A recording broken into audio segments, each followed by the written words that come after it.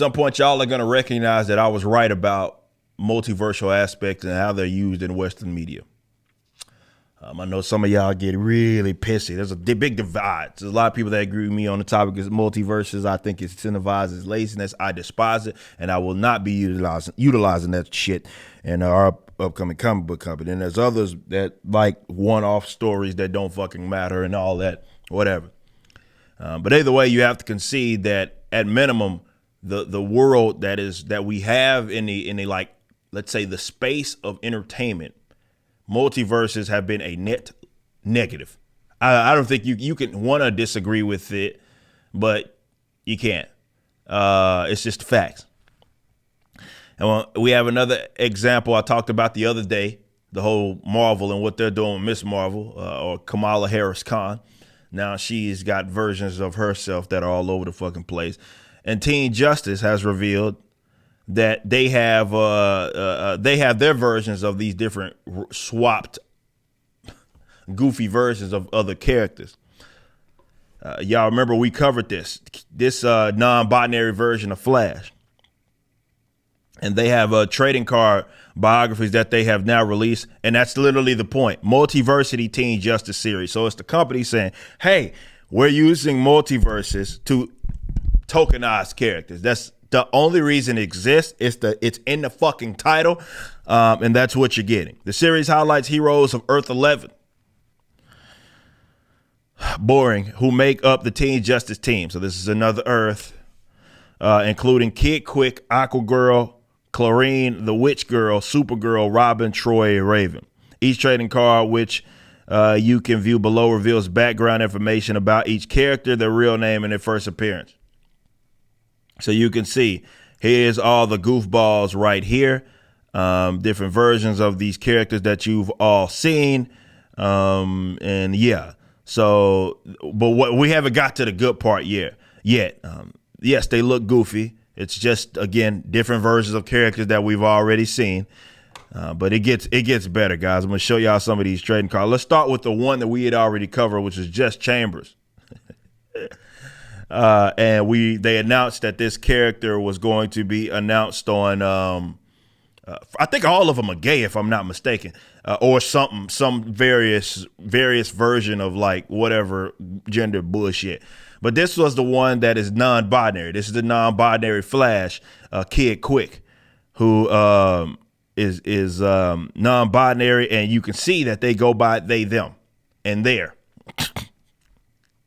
So what they did was they have these trading cards. Of course, the DC little thing here, you guys that are watching this live can't really see it. It's kind of cut off, but it's like a rainbow, and it has the trans shit in the DC circle is that.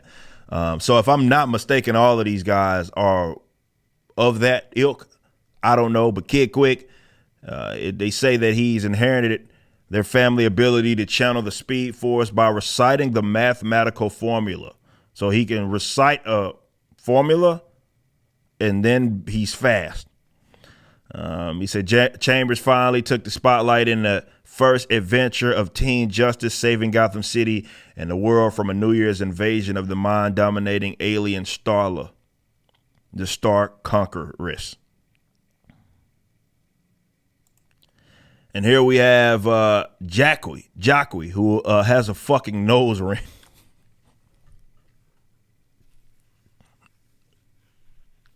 And this is who Aquagirl is. Looks like, I don't know. It's like a mix of. I'm not going there, man. But this is the protege to Aquawoman. And it has super strength with the power to live underwater and discharge bolts of electricity from her fingertips. So it's electric Aquagirl. And yeah. And she goes by she, her, hers. So I'm wondering if she's probably gay or some shit. Here we have Karine, who is I don't know what the fuck this is supposed to be, but it's supposed to be Karine. It's the Witch Girl. And it says that they young escapee from the other dimensional witch world. And they have a close friendship with Kid Quick. Says Clarine the Witch Girl. And then we have Supergirl, which is Laurel Kent. Superwoman got the powers from Superwoman. Says with a dedication to learning the truth that makes her father, Lois Lane, one of the most admired journalists. Laurel Kent embodies the best qualities of both of her parents. Supergirl is happy, blah, blah, blah. So this is the version where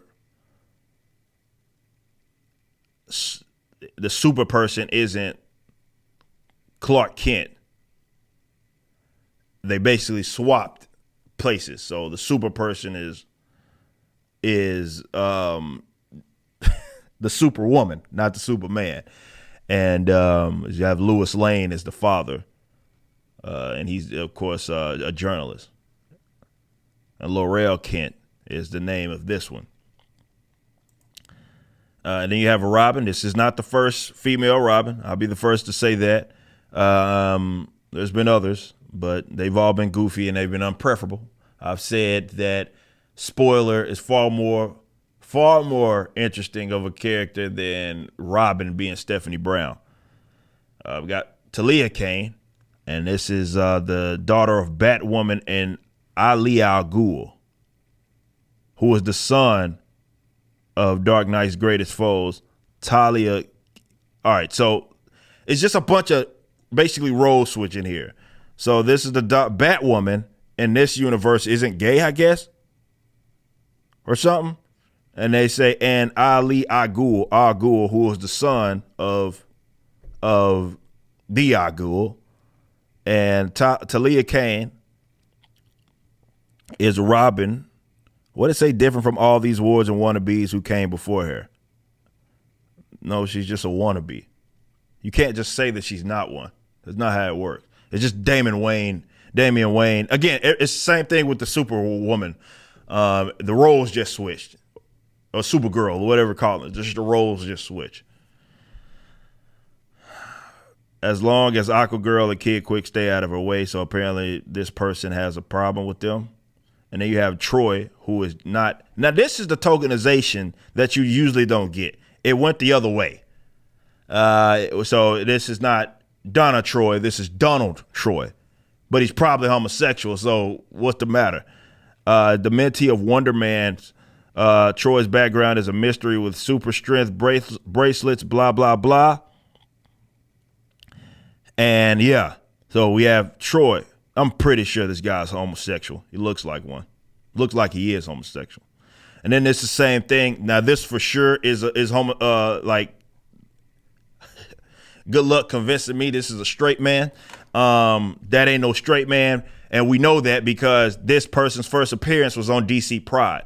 So this is it goes by he, him, here. So it is a male version of Raven, but it's a gay or bisexual or pansexual or whatever version of Raven. So it's still tokenization either way that it goes. Again, that's why I've defined it in the way that I've defined it. You can go look at my previous videos where I talk about the definition of tokenization. And it's not just race swaps, it's sexuality and gender swaps as well. So this one is a young hero who has refused multiple invitations to join Team Justice. Raven's powers are as mysterious as a teen himself. And of course, yeah, it's just Raven, but gay. Is that it? Is that the last one? I think that was the last one, if I'm not mistaken, of these goofy ass characters. Yeah, that was the last one. So this is, of course, coming out in DC's very merry multiverse in Teen Justice. That's when they were introduced, along with an appearance in DC Pride, which comes out in June the 7th. So yeah, a lot of these characters are being introduced during the DC Pride thing. So a lot of these are probably none of these characters are straight.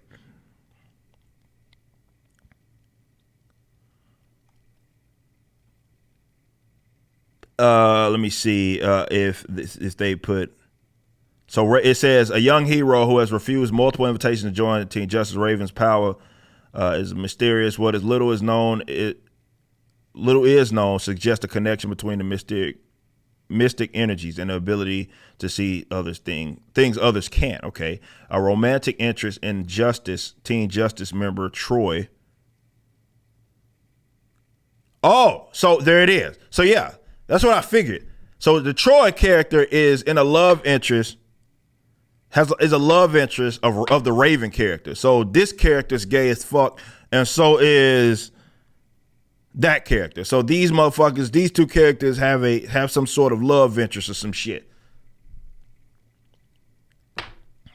Like, on a serious, dog, I'm done. What the fuck is this company doing? Like, no, don't answer that question. It's rhetorical. Keep doing this goofy shit. Keep on. Just keep doing it, man. Like, go for it. I just want to steal your customers, man.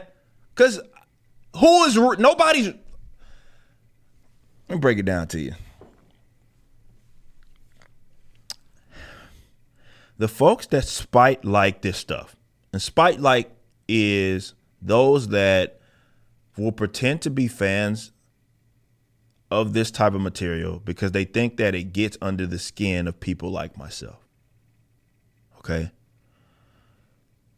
Those are not paying customers. These are people that cosplay them. They will say that this is bold and brave and make long Instagram posts with captions, and they'll get all kinds of retweets on Twitter. But they're not actually paying for this shit. You have to remember, this is a demographic. Number one, they ain't got capital. But on a more important note, they do not like these characters. They like the ideas of these characters. And because they themselves are consumed by sexuality and other various things, when you have those various swaps of characters that people recognize, that gets them off. Okay? So when I say that they should keep doing this, all I'm saying is that the people that are willing to pay for the shit are not paying for that. And there are people that have stuck around longer than I have that know something is wrong, but they like, God damn, man, I grew up on this. I like DC. I like Marvel. I like the idea of superhero characters. I like this. They know something is wrong fundamentally, and they just need an alternative that's good enough and competitive enough to compete with the likes of these guys. Because DC is currently spitting in the fucking face of the customers trying to cater to a demographic of weirdos. And it's just turning people up. Like, what the fuck? We just went through this. What the fuck is this? What is it? Just keep doing what you're doing, I guess. You just listened to a clip from my podcast, For Canon's Sake, which is live throughout the week at 12 p.m. Central on youtube.com/YoungRipper59 and odyssey.com/@YoungRipper59. Be sure to check out my website, ericdjuly.com, so you can stay up to date with everything it is that I'm doing. You can also become a member and get access to a bunch of cool perks and exclusive content, which includes a social media hub where you can interact with myself and other members. It even has an app that you can get, which is now live in the Google and Apple stores.